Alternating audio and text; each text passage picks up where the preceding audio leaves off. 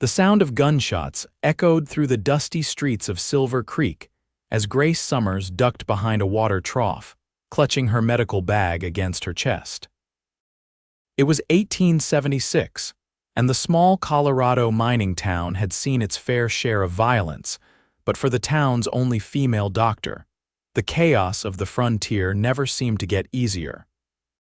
Grace wiped sweat from her brow, waiting for the gunfire to cease before she'd venture out to tend to whoever needed her help. At 32, she'd grown accustomed to the wild nature of Western life, but that didn't mean she enjoyed it. She'd come west 5 years earlier after finishing her medical training in Boston, one of the few women allowed into medical school, and only then because her father had been a respected physician who'd pulled every string he could. When the shooting stopped, Grace cautiously stood, her dark brown hair escaping its practical bun. A crowd had gathered outside the saloon and she rushed forward, knowing her services would be needed. "Doc Summers?" someone called out. "We need you over here." Grace pushed through the crowd to find a man lying on the wooden sidewalk, blood seeping through his shirt from what appeared to be a shoulder wound. She knelt beside him, opening her bag. "What happened here?" she asked, cutting away the fabric around the wound. "Argument over cards," said the bartender standing nearby. "This fella called Vaughn Fairfield a cheat." Grace glanced up briefly. "And where is Mr. Fairfield now?" "Sheriff took him to cool off at the jailhouse," someone in the crowd answered. Grace nodded and returned to her work, applying pressure to the wound. "Someone help me get him to my office." 2 men stepped forward, lifting the injured man. As they carried him away, Grace heard whispers rippling through the crowd. "That's him, the gunslinger from Texas. Heard he's killed 20 men. What's he doing in Silver Creek?" Grace had no time for rumors. She had a patient to save. Later that evening, after stabilizing the wounded card player, Grace sat at her desk, exhausted. The lamp flickered, casting long shadows across her small office at the back of her home. She rubbed her temples, feeling the familiar ache of a long day's work. A knock at the door startled her. It was nearly midnight, far too late for a social call, which meant someone was hurt. Grace grabbed her robe and threw it over her nightgown before opening the door. Standing on her porch was a tall man with broad shoulders, wearing a dark duster and a black hat pulled low over his eyes. In the dim light from her lantern, she could see he was holding his left arm awkwardly. "Are you the doctor?" His voice was deep with a slight Texas drawl. "I am, Dr. Grace Summers." She stepped back, allowing him entry. "You're hurt." "Just a scratch," he said, removing his hat as he stepped inside. His hair was dark with streaks of silver at the temples, despite him appearing to be no more than 35 or so. His face was weathered from sun and wind, with a strong jaw shadowed by stubble. "You must be Mr. Fairfield," Grace said, recognizing him from descriptions she'd heard around town since his arrival a week ago. He nodded, looking slightly surprised. "Word travels fast. It does when you shoot someone in broad daylight." She gestured toward her examination table. "Sit. Let me see this scratch." Vaughn Fairfield sat on the edge of the table, removing his duster and rolling up his sleeve to reveal a deep gash on his forearm. "That's more than a scratch, Mr. Fairfield." Grace gathered her supplies. "How did this happen? Another card game dispute?" "No, madam." His eyes, a striking blue that caught her off guard, met hers. "Cut myself on a broken bottle while getting a drink after the sheriff let me go." Grace cleaned the wound, noting his stoic expression despite what must have been considerable pain. "You'll need stitches." "Do what you need to, Doc." As she worked, the silence grew uncomfortable. Grace was used to chatty patients who filled the room with nervous talk or drunken rambling. "You're new to Silver Creek," she said finally, threading her needle, "just passing through." He didn't flinch as she began stitching. "Headed north to Montana." "A long journey." Grace kept her eyes on her work. "What's in Montana? Land, opportunity?" He paused. "A fresh start." Something in his tone made Grace look up. Their eyes met, and for a moment, she sensed a depth of feeling in this stranger that contradicted his dangerous reputation. "Fresh starts are valuable out here," she said softly, returning to her stitching. Many come west looking for exactly that, including you, Doc. There was curiosity in his voice. Grace tied off the last stitch. Perhaps, though I came primarily to practice medicine where it's most needed, noble cause, necessary one. She wrapped a clean bandage around his arm. Keep this dry for at least 2 days. Come back if you notice any redness or swelling. Vaughn stood, reaching for his wallet. What do I owe you? Grace waved him off. First visit's free for newcomers, even those just passing through, he nodded, putting his hat back on. Much obliged, Doc Summers. At the door he turned. Sorry about the trouble today. That wasn't my intention when I came to town. Rarely is it anyone's intention, Mr. Fairfield, yet trouble seems abundant in these parts. A ghost of a smile crossed his face. Good night, Doc. After he left, Grace found herself standing at the door longer than necessary, staring out into the darkness. There was something about Vaughn Fairfield that intrigued her, despite her better judgment. She'd heard rumors of his reputation as a gunslinger, but the man who'd sat in her office seemed more weary than dangerous, his eyes carrying a sadness she recognized all too well. Shaking her head, Grace closed the door. She had no business being curious about a man like that, a drifter, a gunfighter. Her life was here, dedicated to the people of Silver Creek. Besides, she reminded herself, men like Vaughn Fairfield weren't the type to stay in one place long enough for a woman to get to know them. The following morning, Grace was called to the mining camp outside town to treat a miner with a broken leg. By the time she returned, the sun was setting, painting the mountains in shades of gold and purple. As she rode her mare down the main street, she noticed a commotion at the livery stable. 2 men were arguing loudly, and one had drawn his gun. Grace reined in her horse, contemplating whether to ride the other way when she recognized Vaughn Fairfield as one of the men. I paid good money for that horse, the other man was shouting, a red-faced fellow Grace knew as Peterson, a local rancher with a reputation for dishonesty. It's mine now. That horse was stolen, Vaughn replied, his voice calm but firm. I'm taking him back. You calling me a thief? Peterson's gun hand was shaking. Grace dismounted quickly, tying her horse to a nearby post. This was going to end badly if someone didn't intervene. Gentlemen, she called out, approaching them with determined strides. Is there a problem? Both men turned to look at her. Peterson sneered. Stay out of this, Doc. Ain't no concern of yours. When guns are drawn in the middle of town, it becomes everyone's concern, Grace replied steadily. Mr. Fairfield, I believe I asked you to keep that arm dry. Getting blood all over my stitches would certainly violate those instructions. Vaughn's expression remained serious, but a flicker of amusement crossed his eyes. Just trying to recover what's mine, Doc. And what exactly is that, my horse? He nodded toward a magnificent black stallion in the corral. Stolen from me 3 weeks ago near Denver, tracked him here. Peterson spat on the ground. I bought him fair and square from a trader passing through. Did this trader have papers for the horse? Grace asked reasonably. Peterson's silence was answer enough. Sheriff Collins should settle this, Grace suggested. I'm sure he can determine who the rightful owner is. I ain't giving up a horse I paid for. Peterson raised his gun higher. Grace stepped between the 2 men, her heart pounding but her voice steady. Mr. Peterson, please lower your weapon. As the only doctor in town, I'd prefer not to be treating gunshot wounds tonight. Peterson hesitated, clearly reluctant to back down in front of onlookers who had gathered. But Grace held his gaze, and finally he lowered his gun. Fine, let the sheriff sort it out. He glared at Vaughn. But that horse stays in the corral until then. As Peterson stomped away, Grace turned to Vaughn. That was foolish of you to antagonize him. That's my horse, Vaughn said simply. Had him since he was a colt. Name's Midnight, Grace sighed. Well, I hope Sheriff Collins sees it your way.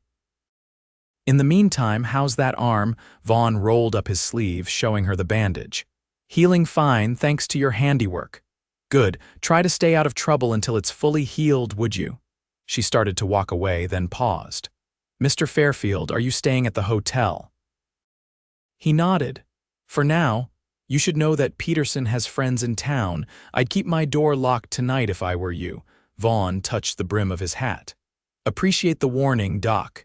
As Grace walked back to her horse, she felt his eyes on her. She shouldn't be getting involved in his problems. She had enough of her own. But something about Vaughn Fairfield made her want to help him, despite her better judgment. The next day, Grace was checking on Mrs. Howell's newborn baby when she heard that Sheriff Collins had ruled in Vaughn's favor, returning the black stallion to him after Vaughn produced papers proving ownership. Peterson was furious, according to town gossip, and had been drinking heavily at the saloon since the decision. Grace finished her house call and was walking back to her office when she spotted Vaughn outside the general store, loading supplies onto his horse, planning to leave so soon. She asked, approaching him. He secured a bag of coffee to his saddle. Got what I came for, no reason to stay. What about your arm? Those stitches should come out in a few days. I can manage. He turned to face her, his expression unreadable. Unless you're suggesting I have a reason to stay longer. Grace felt heat rise to her cheeks. I'm suggesting that proper medical care is important, Mr. Fairfield, nothing more. A slight smile tugged at his lips. Of course, Doc. Before she could respond, they heard shouting from down the street. Peterson and 3 other men were heading their way, all visibly drunk and angry. There he is, Peterson bellowed. The thieving son of a Mr. Peterson, Grace called out, stepping forward. I believe this matter has been settled by the sheriff. Stay out of it, woman, one of Peterson's friends growled. This ain't your concern. Vaughn moved to stand beside Grace. The lady asked you nicely. I suggest you listen. Peterson drew his gun. I'm taking that horse one way or another. What happened next was so fast Grace barely registered it. Vaughn pushed her behind him, his own gun appearing in his hand as if by magic. A shot rang out. Peterson had fired wildly, and then Vaughn returned fire, hitting Peterson in the shoulder. The other men froze, suddenly sobering at the sight of their friend bleeding on the ground. Anyone else? Vaughn asked quietly, his gun still raised. The men backed away, helping Peterson to his feet. You'll pay for this, Fairfield, one of them threatened as they retreated. Grace stepped around Vaughn. Bring him to my office, she called after them. That wound needs attention. When they were gone, she turned to Vaughn, her heart racing. Are you all right? He holstered his gun. Fine, you, she nodded, suddenly aware of how close they were standing. You could have been killed, so could you? His eyes searched hers. Why did you step between us yesterday? That was dangerous. I'm a doctor. Preventing harm is part of my oath. Vaughn shook his head slightly. Most doctors I know treat injuries. They don't put themselves in the line of fire to prevent them. Grace didn't have an answer for that. She wasn't entirely sure herself why she'd intervened. I should go attend to Peterson, she said finally. And you should consider leaving town before his friends return with reinforcements. Vaughn nodded. I'll be gone by nightfall. Something like disappointment flashed through Grace, which she quickly suppressed. Safe travels to Montana, then. She turned to leave, but he caught her arm gently. Thank you, Doc. Not many would have stood up for a stranger like that. Their eyes met, and for a moment, Grace felt something pass between them, a connection she couldn't explain. You're welcome, Mr. Fairfield. She pulled away reluctantly. Take care of yourself. Grace spent the next hour removing the bullet from Peterson's shoulder, all while enduring his curses against Vaughn Fairfield. By the time she finished, her patience was wearing thin. Mr. Peterson, that bullet could have killed you if it had been an inch to the right, she said firmly as she bandaged his wound. You're fortunate Mr. Fairfield is apparently a better shot than you are, Peterson glared at her. Taking his side now, are you? Didn't think you'd fall for a killer's charms, Doc. Grace tightened the bandage more than necessary, making Peterson wince. I take the side of common sense, which suggests not starting gunfights while drunk at midday. Now rest here for an hour, then have your friends take you home. No alcohol for a week, and come back in 3 days so I can check for infection. She left him grumbling on her examination table and went to wash her hands. Through the window, she could see the main street, now quiet in the late afternoon sun. There was no sign of Vaughn or his black horse. He was gone, as he'd said he would be. Grace tried to ignore the hollow feeling in her chest. It was ridiculous to feel this way about a man she'd barely known for 2 days, a gunslinger with a dangerous reputation who was just passing through. She had a life here, a purpose. She couldn't afford to be distracted by blue eyes and a quiet strength that had inexplicably drawn her in. That night, a thunderstorm rolled in from the mountains, bringing driving rain and fierce lightning. Grace sat by her fireplace with a medical journal, trying to focus on an article about new surgical techniques rather than wondering where Vaughn Fairfield might be sheltering from the storm. A pounding at her door startled her. Grace grabbed her shawl, hurrying to answer. Emergencies were common on nights like this falls, fires from lightning strikes, children with fevers. But when she opened the door, it wasn't a panicked townsperson seeking help. It was Vaughn Fairfield, soaking wet and supporting a young woman who looked barely conscious.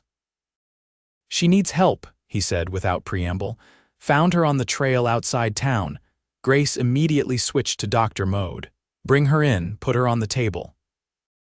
As Vaughn carried the woman inside, Grace could see she was young, perhaps 20, with pale skin and dark hair plastered to her face from the rain. Her simple dress was torn and muddy. "What happened?" Grace asked, gathering her supplies. "Don't know. Was making camp in a sheltered spot about 2 miles out when I heard someone crying. Found her stumbling along the trail, barely able to walk. She collapsed before she could tell me anything." Grace checked the woman's pulse, rapid but strong, and felt her forehead. "She's feverish. Help me get these wet clothes off." Together, they removed the young woman's dress and petticoats. Grace gasped when she saw the bruises on her arms and ribs and a poorly bandaged wound on her leg. "Someone did this to her," Grace said grimly, examining the wound, which appeared to be from a knife. Vaughn's expression darkened. "Looks that way." "Hand me that bottle of carbolic acid and those clean bandages," Grace instructed, pointing to her supply cabinet. As they worked to clean and bandage the wound, the young woman stirred, her eyes fluttering open in panic. She tried to sit up, crying out in fear. "It's all right," Grace said soothingly, placing a gentle hand on her shoulder. "You're safe, I'm a doctor." The woman's wild eyes darted around the room, landing on Vaughn. She shrank back. "He found you on the trail and brought you to me," Grace explained. "You're in Silver Creek now. Can you tell us your name?" "Rachel," the woman whispered, her voice hoarse. "Rachel Turner." "Rachel, do you remember what happened to you?" Tears filled Rachel's eyes. "My husband, he—" She broke off, sobbing. Grace exchanged a glance with Vaughn, whose jaw had tightened. "Your husband did this to you?" she asked gently. Rachel nodded. "He was drunk, angry about the baby." Grace asked, her hand instinctively moving to the woman's abdomen. "I lost it. A month ago," Rachel whispered. "Second one I've lost," he said I was useless if I couldn't give him sons." Grace felt a surge of anger. She'd seen too many women beaten by husbands, too many children born to mothers who feared the men who should have protected them. "Where is your husband now?" Vaughn asked, his voice carefully controlled. "Don't know. I ran when he passed out, been walking for days." Rachel's eyes fluttered closed again, exhaustion overtaking her. Grace checked her pulse again. "She needs rest more than anything. The wound isn't deep, but she's exhausted and dehydrated." She looked up at Vaughn. "Why did you come back? I thought you were headed to Montana." He ran a hand through his damp hair. "Storm was getting bad, decided to make camp and wait it out." He paused. "Truth is, I hadn't gotten far, kept thinking I should have my stitches checked before a long journey." Despite the gravity of the situation, Grace felt a small smile tugging at her lips. A wise decision, medically speaking. Once they had Rachel settled in Grace's spare bedroom, Vaughn built up the fire while Grace made coffee. They sat in silence for a few minutes, the storm still raging outside. "Thank you for bringing her here," Grace said finally. "Many men would have ridden on." Vaughn stared into his coffee cup. "I've seen enough suffering to last a lifetime, couldn't add to it by leaving her there." "What will she do now?" he asked after a moment. Grace sighed. Stay here until she's stronger. After that, I don't know. She can't go back to her husband. No, she can't. Vaughn's voice was hard. Men who hurt women aren't men at all. Grace studied him, curious about what had shaped this gunslinger's surprisingly strong moral code. You've been married, Mr. Fairfield, Vaughn, he corrected her. And no. Came close once years ago. A shadow crossed his face. She died. Fever took her before the wedding. I'm sorry, he shrugged, but Grace could see the old pain in his eyes. Life out here is hard on women, harder than it should be. Yes, it is. Grace set down her cup. I should check on Rachel.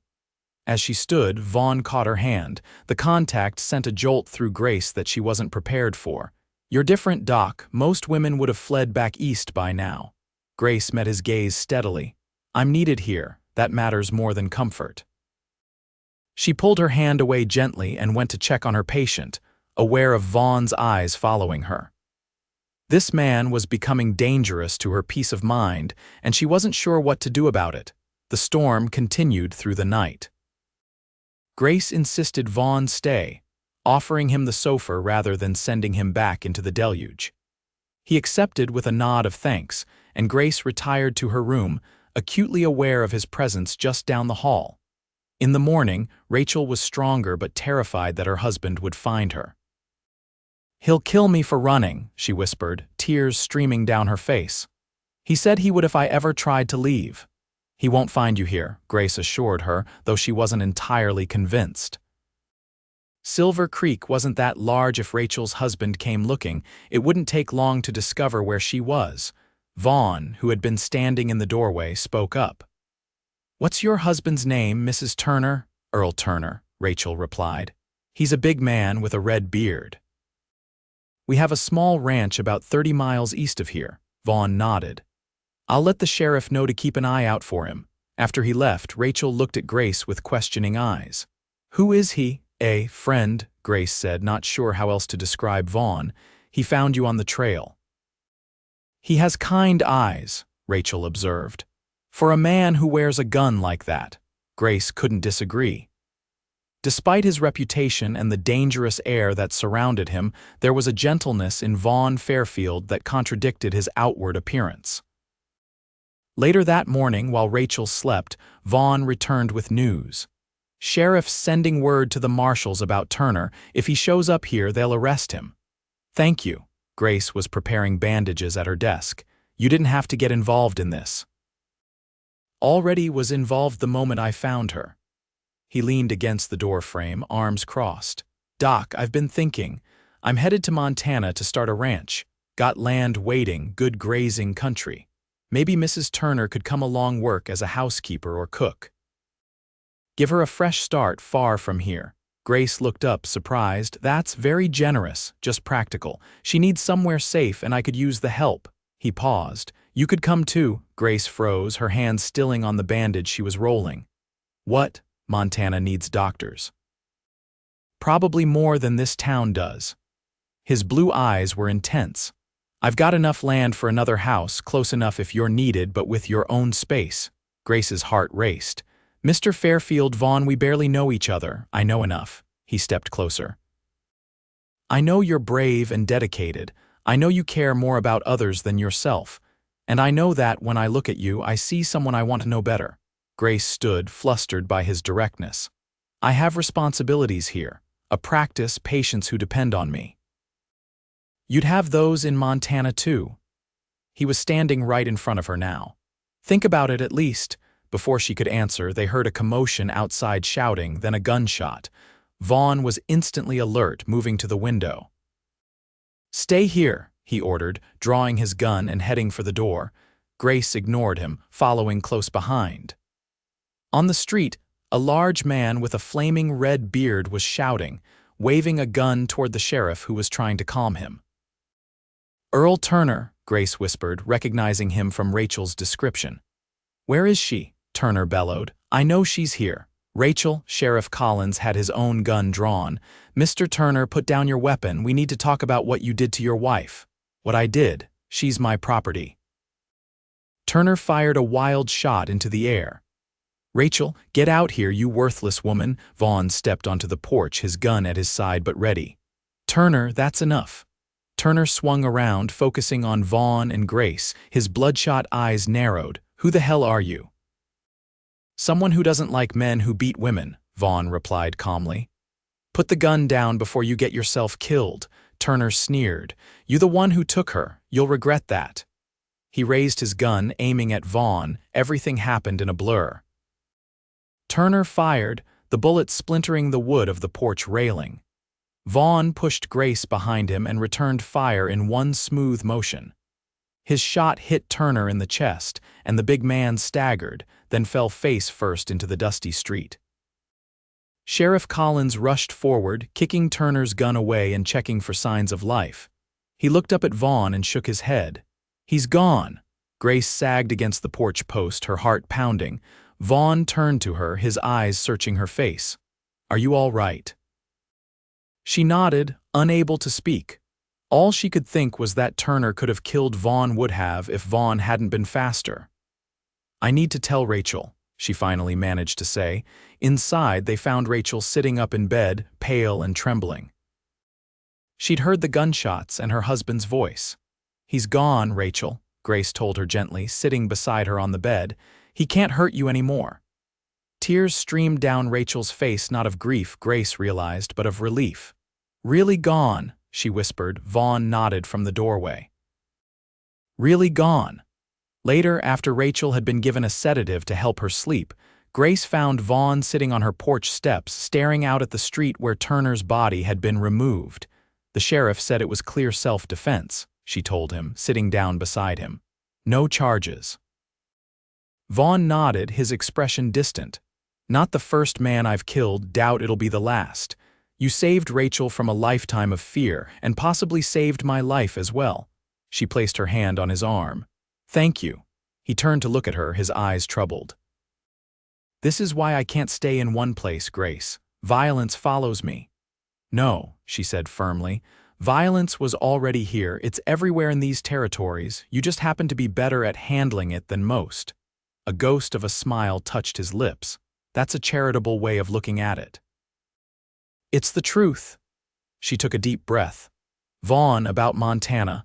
His expression became guarded. "You don't have to answer now, I want to." Grace looked out at the mountains in the distance. "I can't go, not yet. These people need me. I made a commitment when I came here." She saw disappointment flash across his face, quickly masked. "I understand." But she continued, her heart racing. "Perhaps you could delay your trip north, stay in Silver Creek a while longer, see if this thing between us is worth exploring." Hope replaced the disappointment in his eyes. "And if it is, then maybe I'll reconsider Montana in time," she smiled slightly. "I hear they need doctors there." Vaughn reached over, taking her hand in his. The touch was gentle but sent warmth spreading through her. "I can wait, got nowhere pressing to be." 2 months later, Grace stood in her garden behind the small house that had become home to both her and Vaughn. Rachel had left for Denver a week earlier, where Grace's colleague had arranged work for her in a hospital laundry, a fresh start in a city where no one knew her story. Vaughn was mending a fence at the far end of the garden, his shirt sleeves rolled up in the summer heat. He'd stayed in Silver Creek, taking odd jobs around town while courting Grace with a patience and gentleness that had surprised everyone, including Grace herself. She watched him work, still sometimes unable to believe how quickly her life had changed. The town had been skeptical at first, their respected doctor and the dangerous gunslinger, but as weeks passed, and Vaughn proved himself honorable and hardworking, attitudes had shifted. Vaughn looked up, catching her watching him. He smiled, a full, genuine smile that transformed his face and still made her heart skip. "Admiring the view, Doc," he called teasingly. Grace felt her cheeks warm. "Perhaps." He set down his tools and walked over to her, pulling her into his arms. After a moment's hesitation, old habits of propriety died hard. She relaxed against him. "I've been thinking," he said, his voice rumbling against her ear. "I still want to go to Montana eventually. That land isn't going anywhere, but I'm in no hurry now." Grace looked up at him. "No, no." He brushed a strand of hair from her face. "I found something more valuable than land." Their relationship had deepened over the weeks, but there was one truth Grace had been avoiding telling him, a truth that might change everything. "Vaughn," she said softly, pulling back slightly.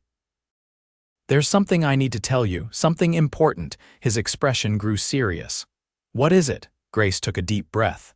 "When I was 25, before I went to medical school, I was engaged. We were young and foolish, and there was a child." The words came harder now. "I lost the baby, and afterward there were complications. The doctor said I would never be able to have children." She looked down, unable to meet his eyes.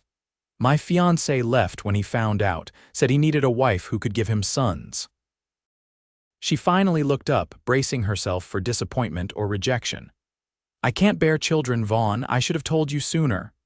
Vaughn was silent for a long moment, his face unreadable. Then, gently, he took her face in his hands. "Grace," he said, his voice rough with emotion. "I only need you." Tears sprang to her eyes. "But a man wants a family. I want you," he interrupted firmly. "Children or no children, there are plenty of orphans in this world who need homes if we decide we want a family someday. But even if it's just the two of us, that would be enough." More than enough. Grace felt something break open inside her, a wall she'd built years ago when she'd been told she could never have what other women had. She'd thrown herself into medicine, convincing herself that her patients would be all the family she needed. But Vaughn had changed that, showing her that there could be more. "I love you," she whispered, the words coming easily now. "I didn't expect to, but I do." His smile was gentle as he wiped away a tear from her cheek. "I know. I've loved you since you stood between me and Peterson that day, brave as any gunfighter I've ever seen." He kissed her then, a promise in the touch of his lips on hers. When they parted, he kept her close in the circle of his arms. "So," he said, his eyes twinkling with mischief and love, "about Montana." Grace laughed, feeling lighter than she had in years. "I hear they need a doctor there. And I hear they need a doctor's husband." He became serious again. "Marry me, Grace. Come to Montana with me. We'll build something good together." In answer, Grace stood on tiptoe and kissed him again, pouring all her hopes and newfound dreams into it. When they finally broke apart, both breathless, she smiled up at him. "Yes," she said simply. "Yes to all of it." A month later, they were married in Silver Creek's small church, with the whole town in attendance. The following spring, they headed north to Montana, where land and opportunity awaited. And if, years later, their ranch house was filled with the laughter of 3 adopted children who called them Ma and Pa, and if Vaughn sometimes looked at Grace across their dinner table with the same wonder and love he'd shown that day in her garden, well, that was a story of its own. A story of a doctor who found healing for her own heart, and a gunslinger who found peace in the arms of a woman who saw beyond his reputation to the man beneath. But in all the years that followed, through all the joys and hardships of frontier life, Grace never forgot those words that had changed everything. "I can't bear children," she had said, her heart breaking with the admission, and Vaughn had simply answered, "I only need you." It had been enough then. It was enough always.